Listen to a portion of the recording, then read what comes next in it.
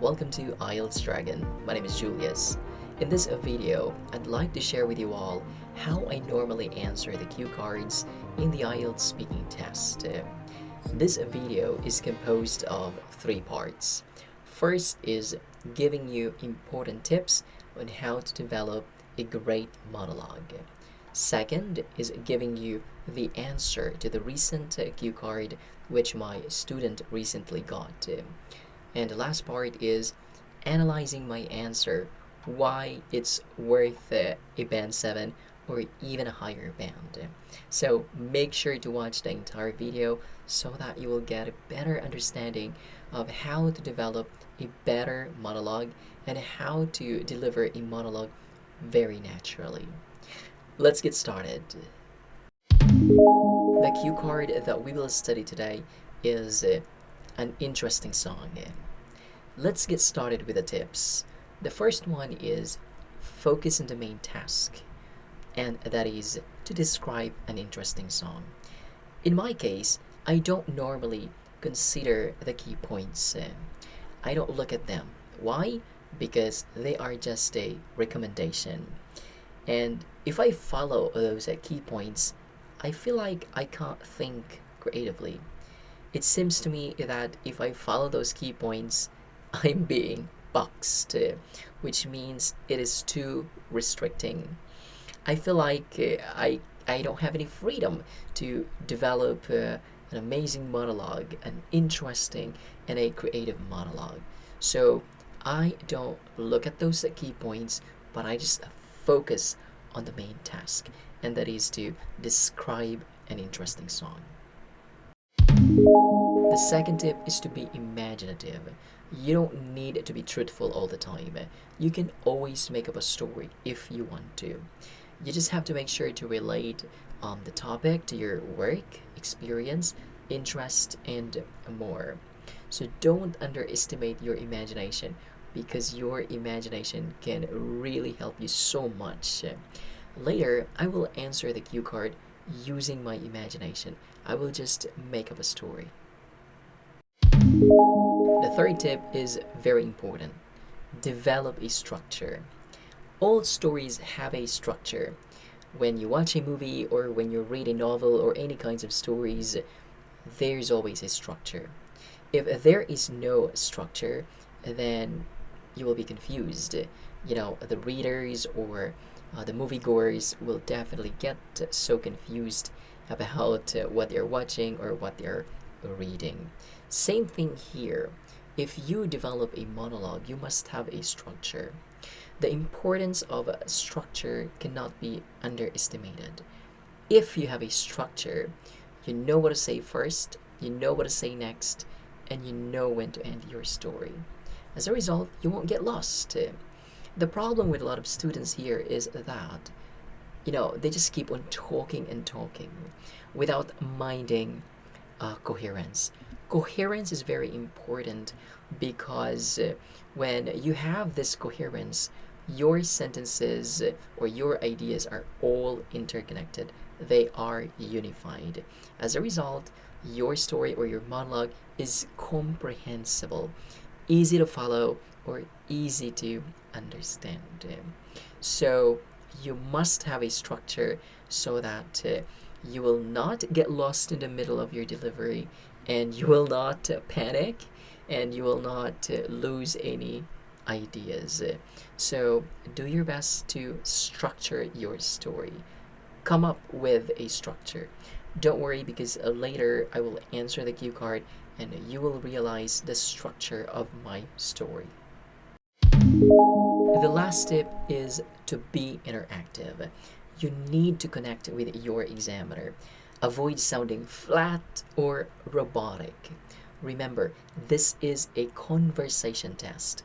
When you are conversing, you must be natural. Add life, add emotions when you are speaking.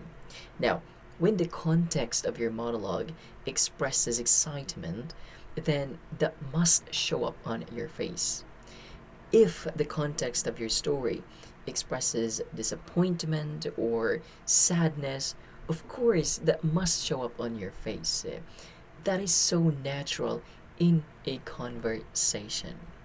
Now, here, as an IELTS speaking coach, this is what I normally notice with my students on our first coaching session. So, when they deliver their answer or their monologue, they sound flat, robotic. They don't add intonation. They don't know how to be engaging. As a result, they sound so dull or they sound so boring. Now, think about this. How would you feel if you're talking to someone who is unnatural or, let's say, who is boring? Do you think you are interested in talking with that person more? I don't think so, right? Now, if you're the examiner and the examinee whom you're talking to is boring, unnatural, less confident, or doesn't really have confidence with his communication skills, sounds robotic, things like that, do you think you would give him a band 7? I believe not, right? So you must be engaging. Again, this is a communication or conversation test. You must do your best to speak so naturally with your examiner. Avoid sounding flat or avoid sounding robotic. Add life, add emotions when you're speaking. Remember, you are human. So don't act like a robot. Add life, express yourself naturally. Again, you're not a robot. Before I answer the cue card, I just want to let you know that I'm offering my reviewers. If you're busy and don't have enough time to prepare ideas for each cue card and you want to study efficiently, then send me an email and I will give you the sample reviewers. My recent reviewers focus on the latest cue cards and, of course, other practice questions in parts 1 and 3. So don't hesitate to send me an email. I will give you samples and see for yourself if you need a full version of my reviewers. My reviewers have helped many students pass their IELTS speaking test. So don't forget to send me an email. Alright, let's continue. You know what? This cue card is a bit challenging for me because honestly, there are so many songs out there that I consider really fascinating. But I've made up my mind to talk about one of the most famous children's songs that I guess it's annoying to some people because they have heard this song for the nth time already. The song is titled Johnny Johnny, Yes Papa. To give you an idea of the song, in case you haven't heard about this chat, the song centers on the little boy who eats sugar but denies it when he's asked by his father if he eats some sugar. His father asks him if he's lying, but again, he strongly denies it until his father asks him to open his mouth and he finds the evidence. Well, I find this song really interesting because it's simply relatable. I mean, I was once a kid, and like any other kid, I loved sweets. I loved sweets back then. And of course, there were times in the past that I also ate sugar. I think that's pretty normal for children.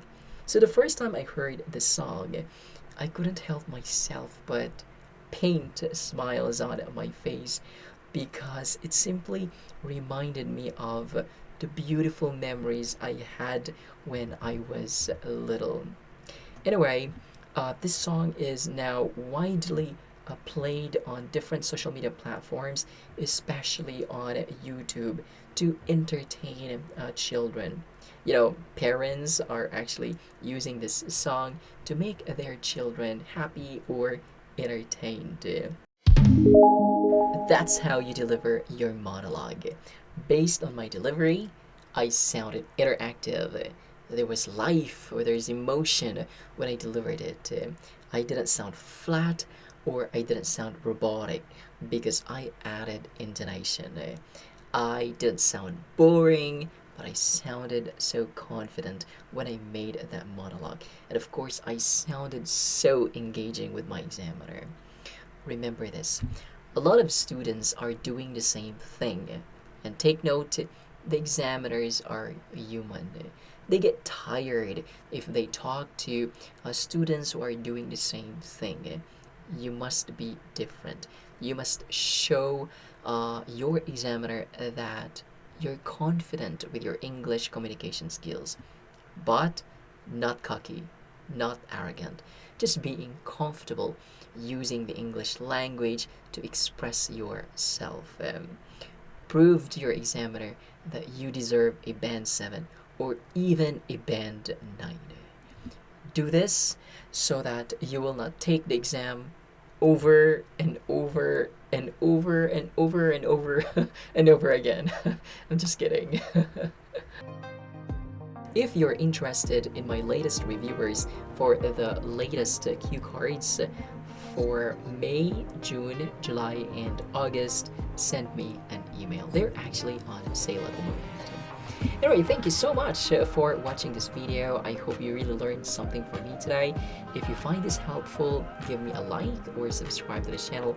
I'll be posting videos related to the IELTS speaking test. Until next time, have a lovely day. Bye.